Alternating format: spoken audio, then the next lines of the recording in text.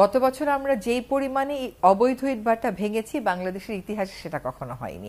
আপনি এখন বাংলাদেশের আর কোনো সুপার শপে প্লাস্টিক শপিং ব্যাগ পান এটা বলতে পারবেন না।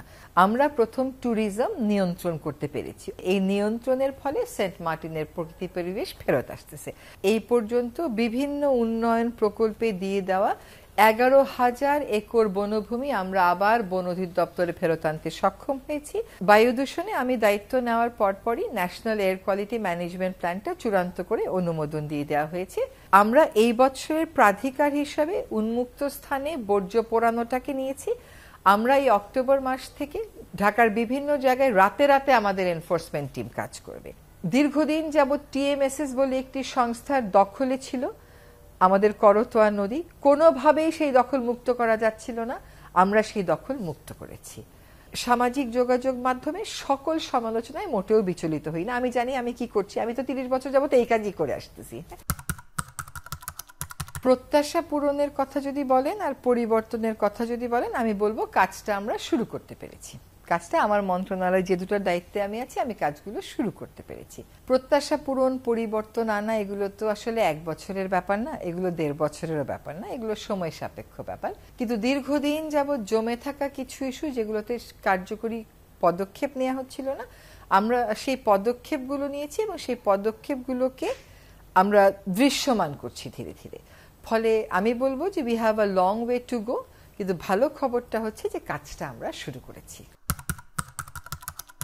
পরিবেশে আমরা প্রায় 8টি আইন, নীতি, নির্দেশিকা এগুলো চূড়ান্ত করেছি। সেগুলো এখনো ফাইনাল হয়নি, কিন্তু হয়ে যাবে। তাছাড়া একটা একটা করে শুরু করি যে পরিবেশের খুব আলোচিত কয়েকটা সমস্যা, একটা হচ্ছে বন, একটা হচ্ছে বায়ু দূষণ, একটা হচ্ছে শব্দ দূষণ, আরেকটা হচ্ছে পাহাড় কাটা, আরেকটা হচ্ছে নদী দূষণ, আরেকটা হলো পলিথিন।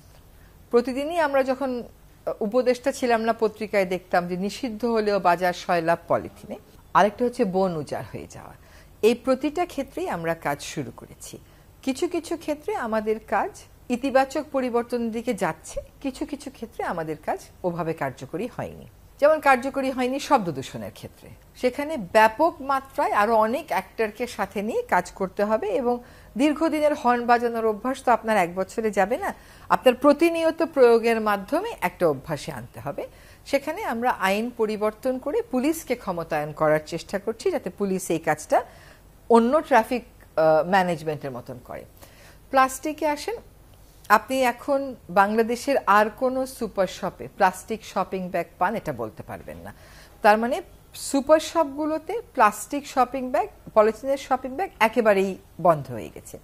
আমাদের চ্যালেঞ্জ রয়েছে কাঁচা বাজার নিয়ে। কাঁচা বাজারে আমরা প্রতিনিয়ত অভিযান করছি এবং মানুষকে সুলভে বিকল্প দেওয়ার জন্য পাট মন্ত্রণালয় যেমন পাটের ব্যাগ উৎপাদন করছে, তেমনিভাবে পরিবেশ মন্ত্রণালয় কিন্তু আইন শৃঙ্খলা বাহিনীর সাথে পলিথিন কারখানাগুলোতে, উৎপাদনের কারখানাগুলোতে অভিযান চালাচ্ছে এবং বাজারে বাজারে গিয়ে এখন বিশেষ করে র্যাপিড অ্যাকশন ব্যাটালিয়ন বাজারে বাজারে গিয়ে মানুষকে বলে আসছে এবং তারা 15ই আগস্টের পরে তারা বলছে একেবারে কঠিনভাবে তারা এনফোর্সমেন্টে যাবে। এবার আসেন সেন্ট মার্টিন নিয়ে। বহুদিন যাবৎ কথা শুনেছি যে ট্যুরিজম নিয়ন্ত্রণ করা হবে, নিয়ন্ত্রণ কখনোই করা হয়নি। আমরা প্রথম ট্যুরিজম নিয়ন্ত্রণ করতে পেরেছি। অযাচিত, টোটালি আনফাউন্ডেড অনেক এলিগেশন এসছে, কিন্তু আপনারা প্রায় গণমাধ্যমের অনেকেই রিপোর্ট করেছেন যে এই নিয়ন্ত্রণের ফলে সেন্ট মার্টিনের প্রকৃতি পরিবেশ ফেরত আসতেছে। এখানে একটা ছোট্ট চ্যালেঞ্জ আছে আমাদের, সেটা হচ্ছে যে কেমন করে আমরা ওই এলাকার যারা ট্যুরিজম নির্ভরশীল আছে সেই জনগোষ্ঠীকে অন্য ইনকাম জেনারেটিং অ্যাক্টিভিটি নিতে পারি। আমরা কিন্তু সেজন্য একটা প্রকল্প অনুমোদন করাতে সক্ষম হয়েছি। সেপ্টেম্বর থেকে সেটার কাজ শুরু হবে। আসেন পাহাড় কাটায়। পাহাড়ে বাংলাদেশের 16টি জেলায়, পার্বত্য 3টা জেলা বাদে, কারণ ওটা পুরোটাই পাহাড়ময়, কোথায় কোথায় কোন দাগ খতিয়ানে পাহাড় আছে তার তালিকা চূড়ান্ত হয়েছে। এটা অনলাইন এন্ট্রেন্সও দেওয়া হয়েছে এবং এইটা এখন অনলাইন মনিটরিং এর অধীনে আনা হচ্ছে। বন উজাড়ের কথা যদি বলেন, এই পর্যন্ত বিভিন্ন উন্নয়ন প্রকল্পে দিয়ে দেওয়া 11,000 একর বনভূমি আমরা আবার বন অধিদপ্তরে ফেরত আনতে সক্ষম হয়েছি। আর এই পর্যন্ত বিভিন্ন আইন শৃঙ্খলা রক্ষাকারী বাহিনীর সহায়তায় 500 একর বনভূমি অবৈধ দখলের হাত থেকে উদ্ধার করতে সক্ষম হয়েছি। আমরা বনের যে সামাজিক বনায়ন বিধিমালা, যেখানে গাছ কেটে কেটে বন বিভাগ টাকা রোজগার করে, সেটারও পরিবর্তন, আইনি পরিবর্তনটা চূড়ান্ত করেছি। আপনি নদী দূষণে আসেন, সেখানে আমাদের আসলে খুব বেশি বলার মতন কিছু নেই। তার কারণ হচ্ছে যে আমাদের তো মাত্র 6 জন ম্যাজিস্ট্রেট, এদেরকে দিয়ে ইটভাটার মৌসুমে পুরো ইটভাটার বিরুদ্ধে রাখতে হয়, তারপরে পলিথিন, তারপরে আনফিট ভেহিকেল। ফলে সেইখানে আমরা আমাদের আগামী 6 মাসের কর্মপরিকল্পনা এটা প্রাধান্য পেয়েছে। তুরাগ নদীর দূষণকারী, গাছা বিলের দূষণকারী এই শিল্প প্রতিষ্ঠানগুলোর তালিকা চূড়ান্ত করেছি। আগামী মাসগুলোতে আমরা এদের বিরুদ্ধে অভিযানে যাব। আরেকটা হচ্ছে গাজীপুরে আপনারা দেখেছেন যে গাছা বিল দূষণকারী 9টি শিল্প প্রতিষ্ঠানে সকল সংযোগ বিচ্ছিন্ন করে দেওয়া হয়েছে। যেহেতু এই অভিযানগুলো খুব বড় মাত্রায় করতে হয়, সেহেতু সব আইন শৃঙ্খলা রক্ষাকারী বাহিনীকে লাগে। সেটা একটা চ্যালেঞ্জ হলেও আমরা কিন্তু ভালোভাবে কোঅর্ডিনেট করছি এবং সকলে বেশ ভালো সহায়তা আমাদেরকে করছেন। আশা করি এবার তুরাগের দূষণকারী এবং বুড়িগঙ্গার দূষণকারীর বিরুদ্ধে আমাদের অভিযানগুলো আমরা দৃশ্যমান করতে পারবো। বায়ু দূষণে আমি দায়িত্ব নেওয়ার পরপরই ন্যাশনাল এয়ার কোয়ালিটি ম্যানেজমেন্ট প্ল্যানটা চূড়ান্ত করে অনুমোদন দিয়ে দেওয়া হয়েছে। বায়ু দূষণ নিয়ন্ত্রণে চীনের মতন দেশ বিপুল অর্থ বিনিয়োগ করে 5 বছরে 37 বায়ু দূষণ উন্নত করতে পেরেছে। বায়ু দূষণ অবশ্যই নিয়ন্ত্রণ করা সম্ভব, কিন্তু এর জন্য ধারাবাহিক কাজ আপনাকে করতে হবে। আমরা এই বছরের প্রাধিকার হিসাবে উন্মুক্ত স্থানে বর্জ্য পোড়ানোটাকে নিয়েছি। আমরা এই অক্টোবর মাস থেকে ঢাকার বিভিন্ন জায়গায় রাতে রাতে আমাদের এনফোর্সমেন্ট টিম কাজ করবে। আমাদের পুরনো গাড়ির বিরুদ্ধে সড়ক পরিবহন মন্ত্রণালয় এবং পরিবেশ মন্ত্রণালয় একসাথে সিদ্ধান্ত দিয়েছে যে এদের বিরুদ্ধে আমরা কঠোর থেকে কঠোরতর অভিযানে যাব। আরেকটা হচ্ছে ঢাকার জিরো সয়েল, উত্তর সিটি কর্পোরেশনে কাজ বেশ এগিয়ে গেছে। দক্ষিণ সিটি কর্পোরেশন তো 2 মাস কোনো কাজই করতে পারেনি, সেখানে কাজটা একটু বিলম্বিত, কিন্তু আশা করি এটার ক্ষেত্রে আমরা অনেকটুকুন এগিয়ে যাব। আরেকটা হচ্ছে আমাদের ডিগ্রেডেড এয়ার শেড ঘোষণা করা। ঢাকার বায়ু দূষণে একটা অন্যতম বড় আমাদের সোর্স হচ্ছে ইটভাটার থেকে যে ধোঁয়াগুলো আসে। ইটভাটার থেকে যাতে ইটভাটার দূষণ থেকে ঢাকাকে বাঁচানো যায়, গত বছর আমরা যেই পরিমাণে অবৈধ ইটভাটা ভেঙেছি বাংলাদেশের ইতিহাসে সেটা কখনো হয়নি। এবার আমরা কয়েকটা জায়গা সিলেক্ট করে নেব, যেমন ডিগ্রেডেড এয়ারশেড যদি ঢাকারকে আমরা ঘোষণা করতে পারি, তাহলে ওইখান থেকে যে ইটভাটাগুলো পরিচালিত হয় আশুলিয়া, সাভার, সেই ইটভাটাগুলোর কার্যক্রম এই বছর বন্ধ রাখতে হবে। সেটার মাধ্যমে ধূলি দূষণ নিয়ন্ত্রণের মাধ্যমে বায়ু দূষণ কিছুটা হলেও নিয়ন্ত্রণে আনতে পারবো। কিন্তু বায়ু দূষণ সম্পূর্ণ অ্যাড্রেস করা, এটা চীনের মতন দেশেরই লেগেছে 37 করতে 5 বছর, আমাদেরও সময় লাগবে, কিন্তু এটা করা সম্ভব। কাজে সাফল্য প্রত্যাশার কথা যদি বলেন, যে কাজগুলো কখনো শুরুই হয়নি, এই কাজগুলো দৃশ্যমানভাবে শুরু হয়েছে। আপনি একটু বনে যাই, আমরা 3টা বন পুনরুদ্ধারের কাজ শুরু করেছি বনভূমি উদ্ধারের পাশাপাশি। একটা হচ্ছে চুনতি অভয়ারণ্য, আরেকটা হচ্ছে মধুপুর শালবন, আরেকটা হচ্ছে সোনাদিয়া উপকূলীয় বন। একটি উপকূলীয় বন, একটি চিরসবুজ বন, আরেকটা হচ্ছে পাতার ঝরা বন। শালবনে আমাদের টার্গেট হচ্ছে 3 বছরে প্রায় 10,000 একর বনভূমি শাল ফিরিয়ে আনা। এগুলোতে এখন ইউক্যালিপটাস আছে। এই বছর আমরা 450 থেকে 750 একর আমাদের টার্গেট আছে। নানান পরিস্থিতি বিবেচনায় কম হলে 450, বেশি হলে 750। চুনতি অভয়ারণ্যের একাংশ নিয়ে সেখানেও আমাদের প্রকল্প অনুমোদন হয়ে গেছে। সেখানে আকাশমণি গাছ আছে মাইলের পর মাইল, সেগুলোকে সরিয়ে আমাদের রেইন ট্রি আনতে হবে এবং সেখানে হাতির অভয়ারণ্য আমাদের রক্ষা করতে হবে। আরেকটা হচ্ছে আমাদের সোনাদিয়া, যেটা একটু আগে বললাম, সেখানকার প্রায় 10,000 একর বনভূমি ফেরত এসছে। এখন ওখানে অবৈধ যে চিংড়ি চাষ হচ্ছে, এগুলোর বিরুদ্ধে ব্যাপক উচ্ছেদ অভিযান পরিচালনা করে তারপরে আপনাকে বনায়নে যেতে হবে। সেটা চ্যালেঞ্জিং, কিন্তু সেটাও আমরা করবো। আমরা এই 3টা বন পুনরুদ্ধারের যে কর্মপরিকল্পনা করেছি, এখানে স্থানীয় জনগণের মতামত নেওয়া হয়েছে এবং দেশের বন আর বন্যপ্রাণী সংক্রান্ত বিশেষজ্ঞদের মতামত নিয়ে এই কর্মপরিকল্পনা চূড়ান্ত করা হয়েছে। পরিবেশে আমি দায়িত্ব নেওয়ার পরে 2 সপ্তাহে 18টি হাতি মারা গিয়েছে। তার মানে হচ্ছে সমস্যার পিকে আমরা চলে গেছি। এখন আমরা হাতি রক্ষাকল্পে একটা মোটামুটি ভালো প্রকল্প, এটাও অনুমোদন হয়ে গেছে। এটা এই 15 তারিখের পরে আমরা আপনাদের সবাইকে নিয়ে ইনাগরেট করব।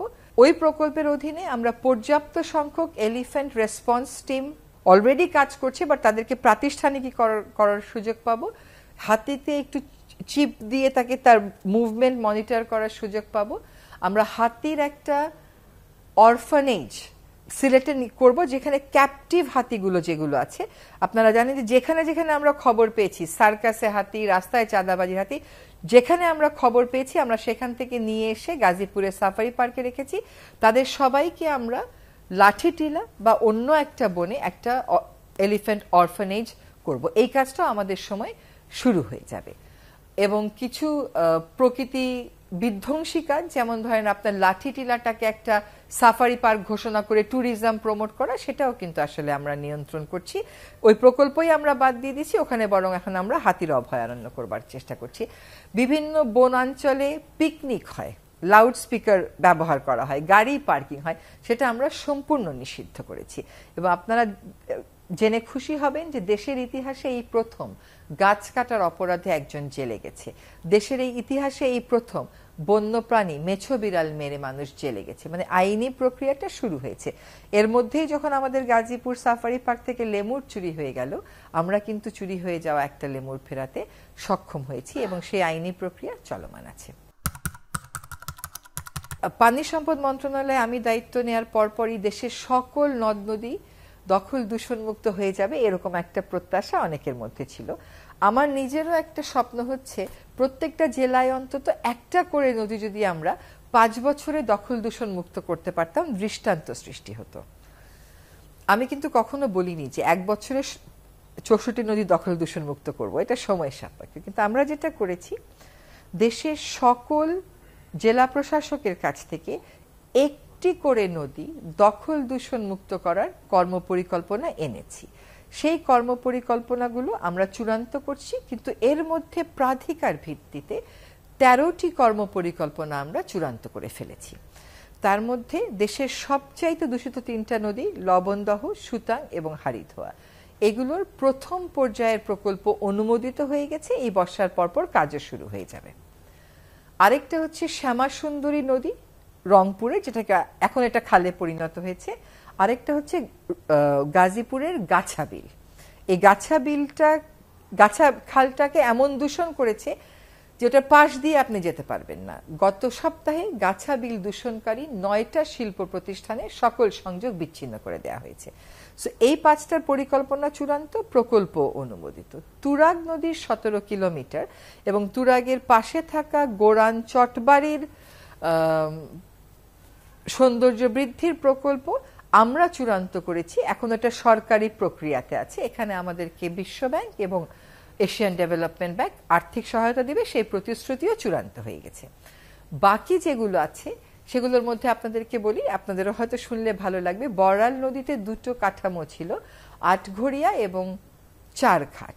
ওই 2টা স্লুইস গেটের কারণে ওই অংশে বড়াল নদী মরে গেছিল। সেগুলো নিয়ে কিন্তু বহু প্রতিবাদ হয়েছে, বাংলাদেশের সবচেয়ে বড় মানববন্ধন হয়েছে, কিন্তু ওই রেগুলেটরগুলো, স্লুইস গেটগুলো সরানো হয়নি। আমরা সেই স্লুইস গেটগুলো সরিয়ে দিয়েছি এবং বড়াল নদীতে এখন পানি ফেরত এসেছে। আমরা দীর্ঘদিন যাবৎ টিএমএসএস বলে একটি সংস্থার দখলে ছিল আমাদের করতোয়া নদী, কোনোভাবেই সেই দখল মুক্ত করা যাচ্ছিল না, আমরা সেই দখল মুক্ত করেছি। নেত্রকোনার মগরা নদী খুবই বিখ্যাত নদী, একটা রেগুলেটরের কারণে মগরা তার উৎসমুখ থেকে বিচ্ছিন্ন হয়ে গেছিল। সেই রেগুলেটরটা আমরা সরিয়ে দিয়েছি, সেখানে এখন আমাদেরকে বেইলি ব্রিজ করে দিচ্ছেন আমাদের সড়ক এবং যোগাযোগ মন্ত্রণালয়।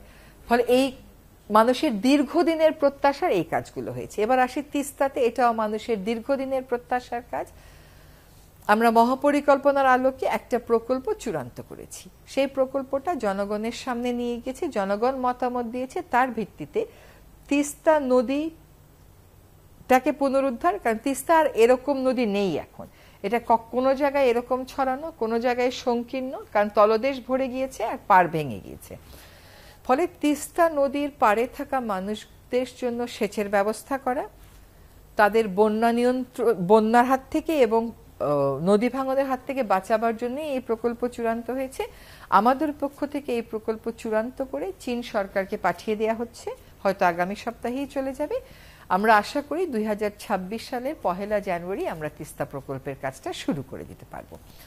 এই প্রথম রংপুরের মানুষের জন্য ৪৩ কিলোমিটার নদী ভাঙা রোধে কাজ করার একটা প্রকল্প বিশেষ বরাদ্দ দিয়ে অনুমোদন করা হয়েছে। অর্থ মন্ত্রণালয়কে ধন্যবাদ, মাত্র ২ মাসের মধ্যে তারা এই বিশেষ বরাদ্দ আমাদেরকে অনুমোদন দিয়েছে এবং তিস্তা পারে এইবারই স্মরণকালের মধ্যে সবচেয়ে কম ভাঙন হয়েছে। আমি দায়িত্ব নেয়ার পরে ঢাকা শহরের ৪টি নদী এবং ১৯টি খাল পুনরুদ্ধারের যে কাজটা শুরু করেছিলাম, ১৯টি খালের ক্ষেত্রে আমরা কাজটা শুরু করলেও আমরা কিন্তু আন্তঃসংস্থা মন্ত্রণালয় সমন্বয় করেই করেছিলাম। সঙ্গত কারণেই ওই খালগুলো এখন পুনরুদ্ধার করছে ঢাকা দক্ষিণ সিটি কর্পোরেশন এবং ঢাকা উত্তর সিটি কর্পোরেশন।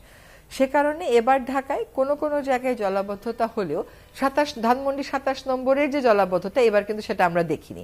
কাজে আমরা অনেকাংশেই এটাকে অ্যাড্রেস করতে পেরেছি, বাকিটুকুনো নিয়মিত ড্রেন পরিষ্কার এবং খালগুলোকে পুরোপুরি খননের মাধ্যমে করা সম্ভব। সুভাদ্রা খাল আপনারা জানেন বুড়িগঙ্গা এবং তুরাগের সাথে সংযুক্ত একটা খাল। এখন যদি সুভাদ্রায় যান দেখবেন ওখানে পুরোটাই হচ্ছে প্লাস্টিকের বোতলের খাল, ওখানে আর পানি বলে কিছু নেই। এই সুভাদ্রা খালটার খনন কাজের দায়িত্ব আমরা সেনাবাহিনীকে দিয়ে দিয়েছি। এই ১০ তারিখে এটার আনুষ্ঠানিক উদ্বোধন হবে। বাংলাদেশের নদ নদীর তালিকা বহুদিন যাবৎ চূড়ান্ত করা যায়নি, আমরা সেটাকে সকলের অংশগ্রহণে জনগণের মতামত নিয়ে চূড়ান্ত করেছি। ২টা কাজ বাকি ছিল, এখনো আছে। একটা হচ্ছে সুন্দরবনের ভিতরের নদী, একটা হচ্ছে পার্বত্য চট্টগ্রামের নদী। এগুলো যেহেতু আগে কখনো সার্ভে হয়নি, এবার এই সার্ভে করার দায়িত্ব দিয়ে দেওয়া হয়েছে রিভার রিসার্চ ইনস্টিটিউটকে। এখানেও একটু বলার দরকার, রিভার রিসার্চ ইনস্টিটিউট গবেষণা করবার নদী গবেষণা ইনস্টিটিউট হলেও গত বছর গবেষণা খাতে ১৫০ জন মানুষের একটা প্রতিষ্ঠানের বাজেট ছিল মাত্র ৮৪ লক্ষ টাকা গবেষণার জন্য। তাদের কাজই হচ্ছে গবেষণা, বাজেট হচ্ছে ৮৪ লক্ষ, জনবল হচ্ছে ১৫০। আমরা সেটাকে এবার ৪ কোটিতে উন্নীত করেছি এবং তাদেরকে এই সুন্দরবন এবং পার্বত্য এলাকার রিভার সার্ভে করার পাশাপাশি দেশের সংকটাপন্ন নদীগুলো চিহ্নিতকরণ এবং ওই সংকট উত্তরণে কি করণীয় এটা করবার জন্য একটা বরাদ্দ দিতে সক্ষম হয়েছি। নদীর তালিকা চূড়ান্ত করার পাশাপাশি হাওরের তালিকাও চূড়ান্ত করে ফেলেছি। এখন আমরা ৩টা বিলের জন্য বিশেষ একটা পরিকল্পনা গ্রহণ করেছি, আড়িয়াল বিল, বেলাই বিল এবং হচ্ছে আপনার চলন বিল। চলন বিলের প্রকল্পটাও প্রায় অনুমোদিত। আড়িয়াল বিল এবং বেলাই বিলের ল্যান্ড সার্ভেটা হয়ে গেছে, কারণ বিলের জায়গা আপনারা জানেন বেশিটাই হচ্ছে ব্যক্তির নামে থাকে। ওই ল্যান্ড সার্ভে সংশ্লিষ্ট জেলা প্রশাসকগণ করে ফেলেছেন। এখন ওইগুলো আমরা অধিগ্রহণ করব নাকি সুরক্ষা দেব, ওইগুলো নিয়ে আমরা কথা বলবো। বাংলাদেশ প্রথম রাষ্ট্র হিসাবে জাতিসংঘের যে অভিন্ন জলরাশির সংক্রান্ত আন্তর্জাতিক আইনটা আছে, প্রথম সাউথ এশিয়ান দেশ হিসেবে বাংলাদেশ সেটাকে অনুস্বাক্ষর করেছে। এর ফলে অভিন্ন জলরাশির পানি ব্যবস্থাপনার ক্ষেত্রে আমাদের যেমন সক্ষমতা বৃদ্ধি পাবে, অভিন্ন জলরাশির পানি ব্যবস্থাপনার ক্ষেত্রে বাংলাদেশের কনসার্নগুলো বাংলাদেশ আন্তর্জাতিক পরিমণ্ডলে তুলে ধরতে পারবে। এখানে একটা কথা প্রায়ই বলা হয় যে আমরা 1997-এর কনভেনশনটাকে সাইন না করে, যে কনভেনশনটা প্রাথমিকভাবে ইউরোপিয়ান দেশের জন্য ছিল, পরবর্তীতে সবার জন্য উন্মুক্ত, সেটা কেন সাইন করতে গেলাম? ১৯৯৭ সালের কনভেনশনের কোনো সচিবালয় নাই, এটার কোনো মিটিং হয় না। এটা যদিও একটা খুবই ভালো কনভেনশন, কিন্তু এটা আসলে একটা কাগুজে কনভেনশন, এটার কোনো বাস্তবায়ন নেই। বাংলাদেশে বন্যা পূর্বাভাসের ক্ষেত্রে একটা বড় দুর্বলতা রয়ে গেছে, উজানের বৃষ্টিপাতের দিকে আমাদের রিয়েল টাইম ডেটায় অ্যাক্সেসটা নেই। আমরা যুক্তরাজ্যের সাথে কথা বলেছি এবং যুক্তরাজ্য আমাদের সাথে একটা চুক্তি করতে যাচ্ছে, যার অধীনে আমরা যুক্তরাজ্যের রিয়েল টাইম ডেটা অ্যাক্সেস করে আকস্মিক বন্যার বিশেষ করে সাইট স্পেসিফিক পূর্বাভাসটা অনেক বেশি দক্ষতার সাথে দিতে পারবো। যুক্তরাজ্য ৬ মাসের পরেও এটা কেমন করে এই পার্টনারশিপ রাখা যায় সেটা নিয়ে চিন্তা ভাবনা করছেন এবং এই পার্টনারশিপের কথাটা কিন্তু ইতোমধ্যে যুক্তরাজ্যের পার্লামেন্টেও আলোচিত হয়েছে। মানুষের অনেক দিনের প্রত্যাশা ছিল এই দেশে ইউক্যালিপটাস এবং আকাশমণি গাছের রোপণটা বন্ধ হোক। এখন অনেক গাছ তো রোপণ হয়ে গেছে, সেগুলোর ব্যাপারে রাতারাতি কিছু করার নেই, কিন্তু সরকারি কোনো কর্মসূচিতে কিন্তু এগুলো আর রোপণ করতে দেয়া হচ্ছে না। এবং এইবার আমরা কৃষি মন্ত্রণালয়ের সাথে মিলে সকল নার্সারিতে এগুলোর চারা উত্তোলন, চারা বিক্রি এবং চারা রোপণ নিষিদ্ধ করে দিয়েছি এবং আমরা চেষ্টা করছি 2টা এলাকাতে মানুষকে উদ্বুদ্ধ করে ইউক্যালিপটাস এবং আকাশমণি সরিয়ে অন্য বৃক্ষ আনা যায় কিনা সেটা নিশ্চিত করতে। একটা হচ্ছে প্রশাসনিক নিয়ম কানুন তো আর আমাদের জানা নেই, আমরা তো আগে কেউ সরকার চালাইনি। সেখানে দেখেছি যে প্রশাসনিক নিয়ম এত বেশি যে আউটকাম আনাটা বেশ চ্যালেঞ্জিং, মানে আপনার প্রক্রিয়া করতে করতেই 1-1.5 বছর চলে যায়। যেমন ধরেন আপনি বড় একটা নদী দূষণ মুক্ত করবেন, ওটার জন্য একটা স্টাডি লাগবে, ওই স্টাডি মিনিমাম 1 থেকে 2 বছর যাবত আপনার করতে হয়। তো আমাদের তো সময়ই হচ্ছে কার্যত মানে 1 থেকে 1.5 বছর। আরেকটা বাধা ছিল, সেটা হচ্ছে প্রথম 4 মাস কিন্তু আসলে আমরা ঠিকভাবে আমাদের কার্যক্রম করতে পারিনি, কারণ আমাদের আইন শৃঙ্খলা পরিস্থিতি অত্যন্ত ভঙ্গুর ছিল। প্রচুর বিক্ষোভ বিদ্রোহের মধ্যে দিয়ে আমাদের কাজ করতে হয়েছে। তো সেইগুলো একরকম উত্তরণ করে যখন কাজ করেছি, আমি বলবো যে এই কাজগুলোর কথা তো কেউ কাউকে কোনোদিন বলে নাই। যেমন সেন্ট মার্টিনের ট্যুরিস্ট নিয়ন্ত্রণ করতে হবে, এটা কেমন করে নিয়ন্ত্রণ করা যাবে? জাহাজ নিয়ন্ত্রণ করে, নাকি টিকিট নিয়ন্ত্রণ করে, নাকি হোটেল বুকিং নিয়ন্ত্রণ করে? এটা তো এই কাজগুলো তো কেউ কখনো করেনি। যেমন গাজীপুরে আমি যখন আমার সহকর্মীদেরকে বললাম যে 5ই আগস্টের পরে 88 একর বনভূমি দখল হয়েছে, চলেন প্রাথমিকভাবে আমরা এই 88 একর উদ্ধার করি। এখনো পর্যন্ত আমরা 66 একর উদ্ধার করতে পেরেছি, বাকিটা পারিনি।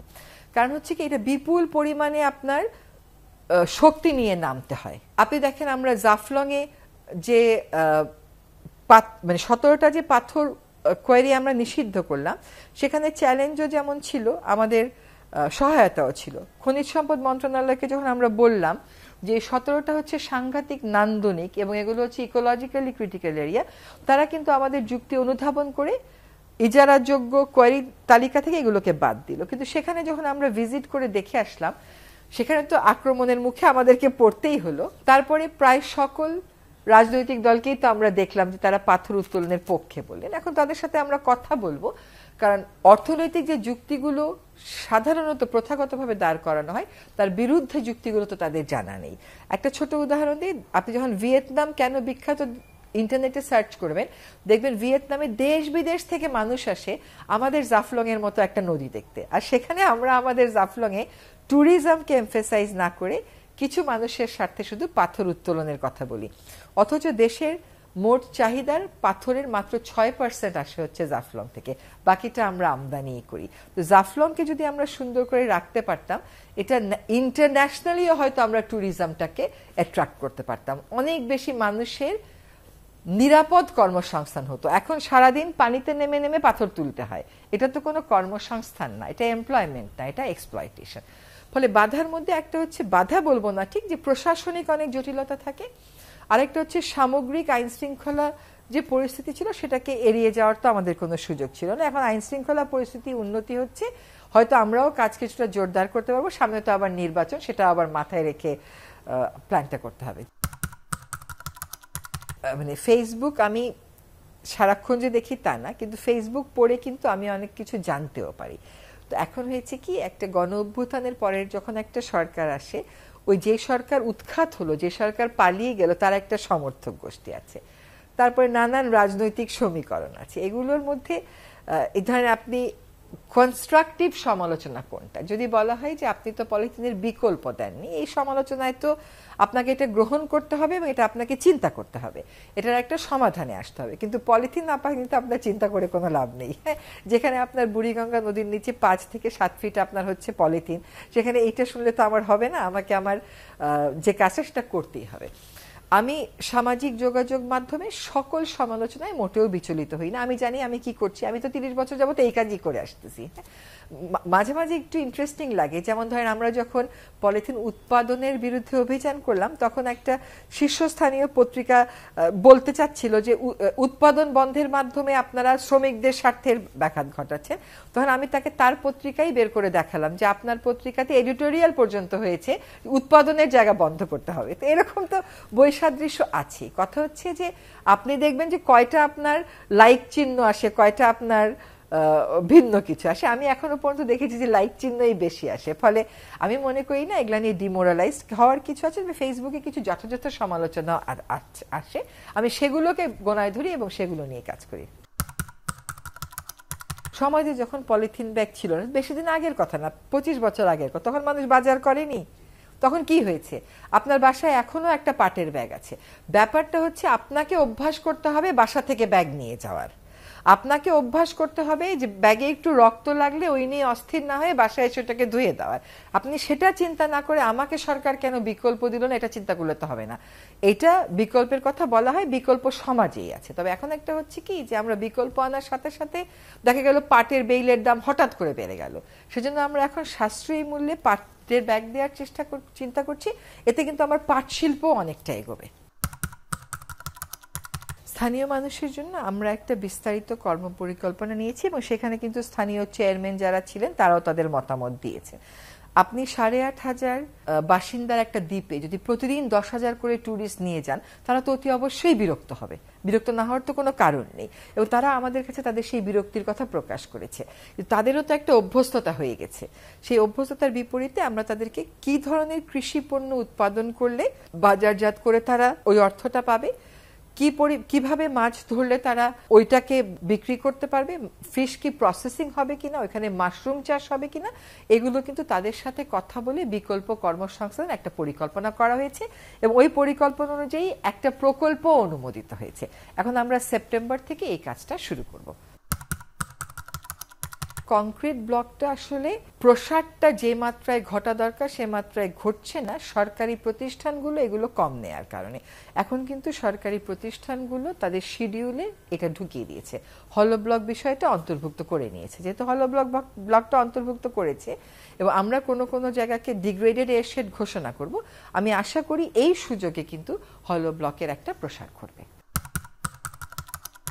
রাজধানীর এই আপনার বাসযোগ্যতার দিক থেকে আপনি 180টা দেশের মধ্যে 179টা নাম্বার দেশ হন। 179 থেকে 50-এ উঠে আসতে জাহিদ সময় লাগে, 50-এ চলে আসলে তারপরে উত্তরণ কিন্তু আর সময় লাগবে না, কারণ তখন আপনার আইন কানুন প্রতিষ্ঠান জনসচেতনতা রেসপন্সিভনেস সব একটা পর্যায়ে চলে আসবে। সেগুলো তো 1-1.5 বছরে কোনোভাবেই সম্ভব না। যেটা বললাম আমরা ভিত্তিগুলো করে দিয়ে যাওয়ার চেষ্টা করছি। আনোয়ারা পার্ক নিয়ে স্পষ্ট প্রতিশ্রুতি দিয়ে দেওয়া হয়েছে যে আনোয়ারা পার্কের স্থাপনা অপসারণ করে আনোয়ারা পার্ক ফেরত দেওয়া হবে। পান্থকুঞ্জ পার্কের বিষয়ে আমরা আমাদের অবস্থান স্পষ্ট করেছি, এই চুক্তিটা আমাদের সময়ের না, আমরা এটা একটা লিগ্যাসি প্রবলেম আমাদের জন্য, উই হ্যাভ ইনহেরিটেড ইট। এখন আমাদের যেই দায়িত্বপ্রাপ্ত মন্ত্রণালয় তার যে আর্থিক বিশ্লেষণ সেখানে দেখা যাচ্ছে যে ওইখানে যদি ওখান থেকে তারা র্যাম্প করবে না সেই পরিকল্পনা থেকে কিন্তু তারা সরে এসেছে, কিন্তু ওইখানে যে খুঁটিগুলো সেই খুঁটিগুলো যদি না গেড়ে অন্য কোথাও নেওয়া হয় এখানে, তাহলে প্রতিদিন সরকারকে কি পরিমাণ টাকা দিতে হবে। সেজন্য সংশ্লিষ্ট মন্ত্রণালয় থেকে একটা প্রস্তাবনা দেওয়া হয়েছে যে এখানে 4.2 একর আছে, 3.7 একর পার্কই থাকবে, বাকি জায়গাটুকুনে যদি একটু কেবল স্তম্ভগুলো করতে দেওয়া হয়, পরিবর্তে তারা বিকল্প পার্কের জায়গা দিচ্ছেন। সেটা যারা আন্দোলন করছেন তারা মানছেন না, এবং তাদের আন্দোলন যারা করছেন তাদের অবশ্যই একটা যুক্তি আছে, পার্কের মধ্যে স্থাপনা হবে কেন অ্যাট দ্য ফার্স্ট প্লেস, সেটা তো আমরা আগেই বলে এসেছি, কিন্তু সেই সরকারের সময় কিন্তু এই আন্দোলন এতটা তীব্র ছিল না। হ্যাঁ, কিন্তু এটা ভালো লক্ষণ যে আমাদের সময় মানুষ এইভাবে প্রতিবাদ করতে পারছে। দেখা যাক এটা একটা গ্রহণযোগ্য সমাধানে যাওয়া যায় কিনা। পরের 2টা মাস কেবল পরিবেশ আইন, পানি আইন, পরিবেশের যে গাইডলাইনগুলো আছে, বিধিমালাগুলো আছে, এবার এইগুলোকে আমি যুগোপযোগী করার, মোর রেসপন্সিভ করার কাজে মনোযোগ দেব। এই কয়েকদিন মাঠ পর্যায়ের কাজ করেছি, প্রশাসনিক জটিলতা যেগুলো ছিল সেগুলো ধরেন 50% মতন অ্যাড্রেস করতে পেরেছি, এখন আমি আইন কানুনে মন দেব। পরবর্তী সরকার যে আসবে আমি মনে করি যেহেতু নতুন জেনারেশন প্রথমবারের মতন ভোটার হচ্ছে এবং একটা উল্লেখযোগ্য পরিমাণে তারা ভোটার হবে, তাদের কাছে কিন্তু পরিবেশ একটা অনেক বড় ইম্পর্টেন্ট এজেন্ডা। নতুন সরকার নিশ্চয়ই পরিবেশের ক্ষেত্রে দক্ষ এবং পরিবেশের জন্য মায়া আছে এমন কোনো নেতৃত্বকেই বেছে নেবেন, এবং তরুণ প্রজন্মের বা পরবর্তী প্রজন্মের জন্য এই দেশটাকে নিরাপদ রাখতে যে ধরনের পরিবেশ নিরাপত্তা লাগে সেই পরিবেশ নিরাপত্তা বজায় রাখার জন্য যথেষ্ট পরিমাণ অঙ্গীকার আছে এমন মানুষকে নেতৃত্ব দেবেন, এবং সরকার অ্যাজ এ হোলও সেই অঙ্গীকারটার প্রতিফলন ঘটাবেন, এটাই প্রত্যাশা। আমার 31টা বছরই আমি পরিবেশ করেছি, বাকি যে কদিন বেঁচে থাকি আমি পরিবেশই করব এবং আমি আমার আগের প্রতিষ্ঠানেই ফেরত যাব। এমন কোনো উত্তরণ তো ঘটেনি যে সেখান থেকে আমার আগের জায়গায় যাওয়ার প্রাসঙ্গিকতা আমার ব্যক্তি পর্যায়ে হারিয়ে গেছে। আমি ব্যক্তি পর্যায়ের উত্তরণ এবং ব্যক্তি পর্যায়ের অবস্থানের কথা বলছি। কাজে আমি এখন যেখানে আছি সেখানে আমি পরিবেশবাদী হিসাবেই কাজ করছি, যেখানে ফেরত যাব সেখানেও পরিবেশবাদী হিসাবেই কাজ করব। রাজনীতি আমি ততটুকুনি করি যতটুকুন হচ্ছে মানুষের অধিকার কেন্দ্রিক, প্রকৃতির অধিকার কেন্দ্রিক, কিন্তু দলীয় রাজনীতি করব এরকম কথা আমার মনে হয়।